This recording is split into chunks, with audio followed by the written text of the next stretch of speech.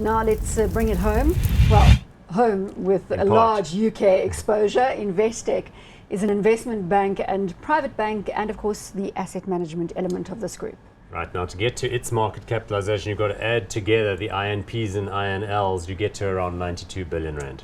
It trades on a PE of 14.4, dividend yield here of 4.6%.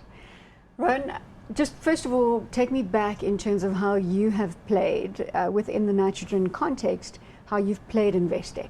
Yeah, so Investec has been interesting because it's got sort of a, as you say, hybrid exposure to the UK banking sector, financial sector, and a bit more broad-based because they've got a specialist bank and then the wealth and investment business as well, and then the asset management operations, which is somewhat global, and then a very strong South African presence, the South African specialist bank. So it's been half-half. We've had a long position in Investec. We quite liked it. They've been fixing their UK operations. They also got a little bit caught with the global financial crisis, but have been selling off the assets that they acquired, some prime lending operations. They've got a legacy book there, but it looked quite positive, but it did get, the share got quite hurt by Brexit.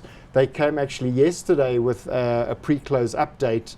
They were quite positive. Obviously, in pound terms, the rand earnings have been good because of the weakness of the pound, the relative strength of the rand. So, and then the asset management operations positive also because the assets in pounds have gone up substantially as the pound has weakened. So that all bolsters it. So I guess post the Brexit vote, we saw how the banks sort of knee-jerk reaction. There was a buying opportunity. We did add to it. It looks more fully priced at these levels. Share price graph, Paul, give you a sense Again, of it's a pity we don't have a 10-year chart, because what a 10-year chart will reveal is that Investec has been at the same price for 10 years.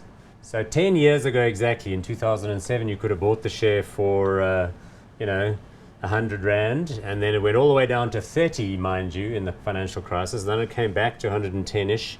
And then with Brexit, it slipped back and it's in the mid-90s now. So I don't know, I'm a little bit frustrated, to be honest, because I would have hoped that with the energy that Stephen Kossef and his team bring to the banking scenario, that they would have done something more transformative.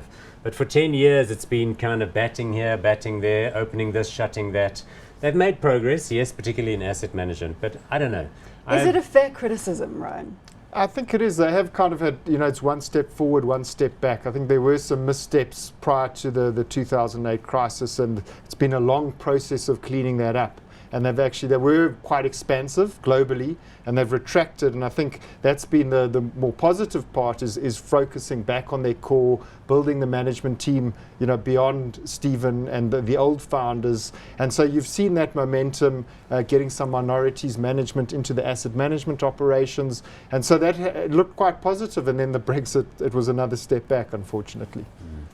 You want to call it, or are you going to add something else? Look, it's got 1.5 trillion rands worth of assets under management in its asset management business, and another 700 odd billion rand in its wealth business, which is local and global. So it's really got significant annuity incomes now. The investment banking operation looks a little subscale from a global point of view.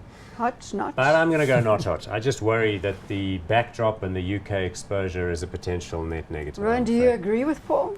We like it for some of the reasons Paul has outlined, and we think there's still potential in terms of the momentum taking it forward. They're focusing on their niches. I think they've got strong positions in their niches, so we still like it hot. You're hot.